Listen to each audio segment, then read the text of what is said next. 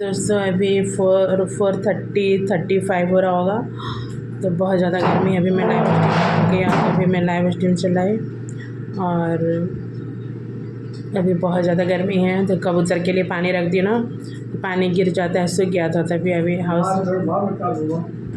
वो housemate uncle जा रहे थे, गए तो बाहर तो कबूतर के लिए पानी रखवा दी मग में, क्योंकि सुबह सुबह रखती हूँ ना, सूख जाता है गर्मी की वजह से। क्या, क्योंकि कबूतर तो पीते हैं, कितना पियेंगे।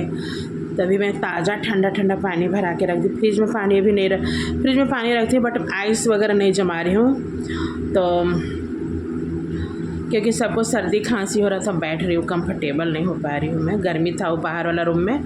और बेटी का है ना कि उसका जैसे जैसे वो मन करता है वो करती है।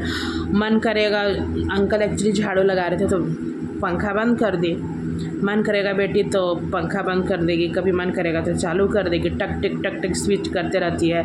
इसलिए मैं इरीटेट होकर अंदर वाला रूम में आ गई। तो कबूतर का है कि सुबह पानी रखी थी, बट अभी ठंडा ठंडा पानी रखवा दी हूँ, तो थोड़ा सा पक्षी लोग भी तो ठंडा लगता होगा।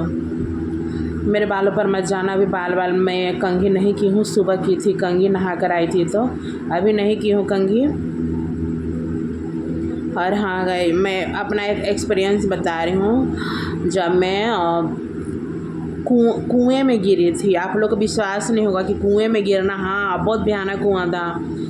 आप लोग, मैं घर में अभी तक नहीं बताई हूँ। जैसे जो रेहट चलता है ना, रेहट समझ रहे, गांव में जो कुएं में जैसे बैल के कंधे पर ये रहता है, मशीन रहता है, चलता है, पाइप रहता है, लकड़ी का डंडा बांधा हुआ रहता है। और कुएं से रोल करके बाल्टी नुमा जो पानी खींचते हैं, और रोल करके मोटर से चलता है, डीजल से पानी, जो रेहट बोलते हैं गांव में। बिहार वार के होंगे उनको, और बाकी सबको पता होगा रेहट से जो पानी आता है, तो वही रेहट से पानी। और बाकी उसमें कि लोग नहाते भी हैं, पटवन के भी काम में आता है।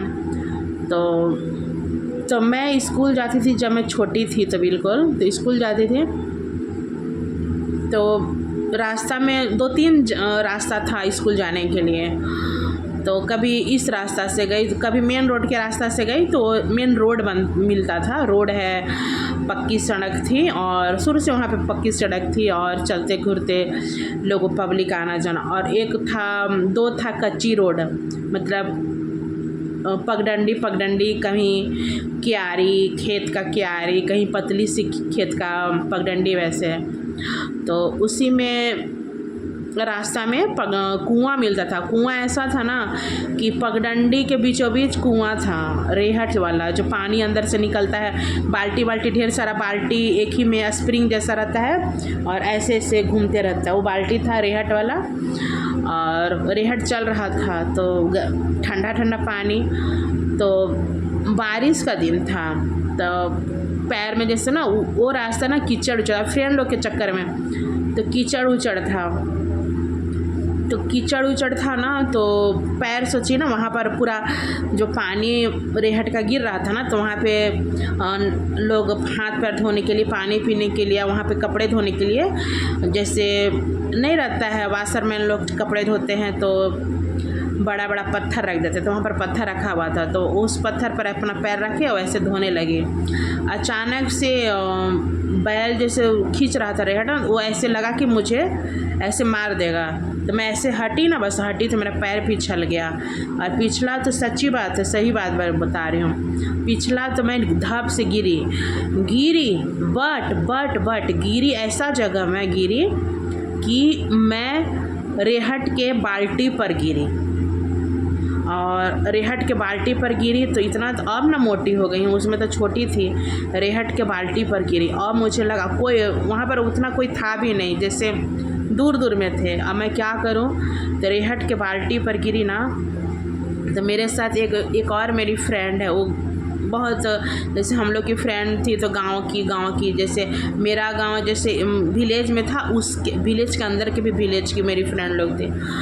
तो मैं गिरी, वो देखी थम।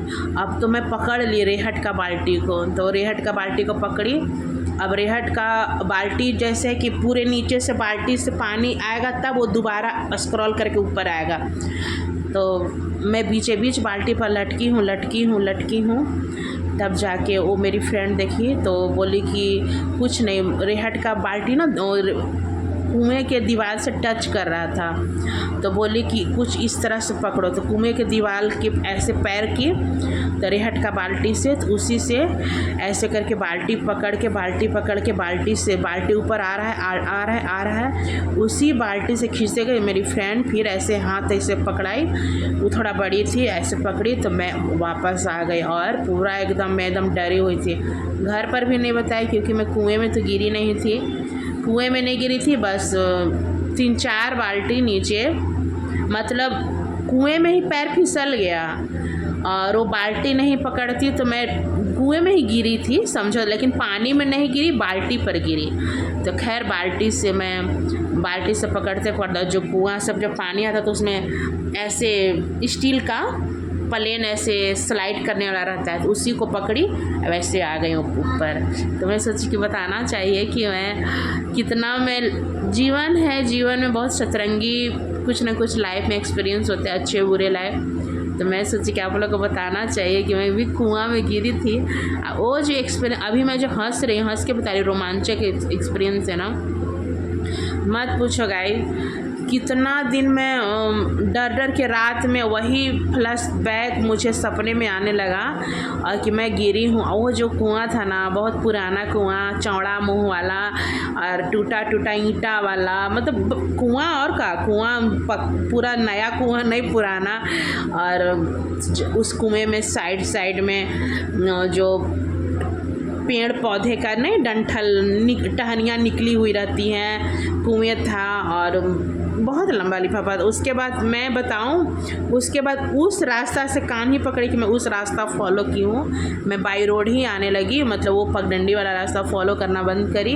लेकिन मैं बता दूँगा अभी भी मैं बताती हूँ, इतना दिन हो गया, मैं बिल्कुल बचपन में और क्या, मतलब 4-5 क्लास में, बट अभी भी मेरा इतना दिन हो गया, सपने में जब भी कभी होता है ना कि कभी हॉरेबल अच्छे सपने, जैसे कभी हॉरेबल सपने कहते हैं ना, जहाँ ना पहुँचे तो रवि वहाँ पहुँचे कभी, तो मैं ऐसे सपने देखती हूँ जैसे बचपन का एक्सपीरियंस, बचपन में फ्रेंड लोग के साथ बात करते हुए, स्कूल में पढ़ाई करते हुए, घूमते हुए, अच्छे खासे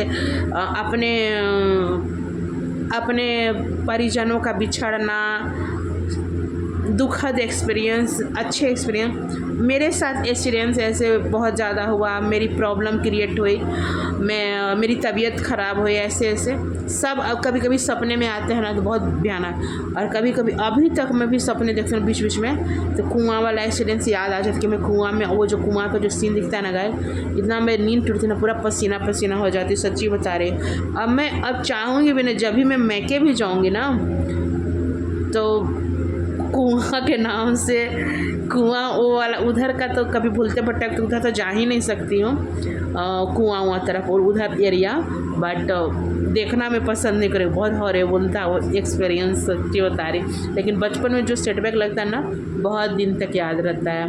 okay guys, have a nice day, जय हिंद।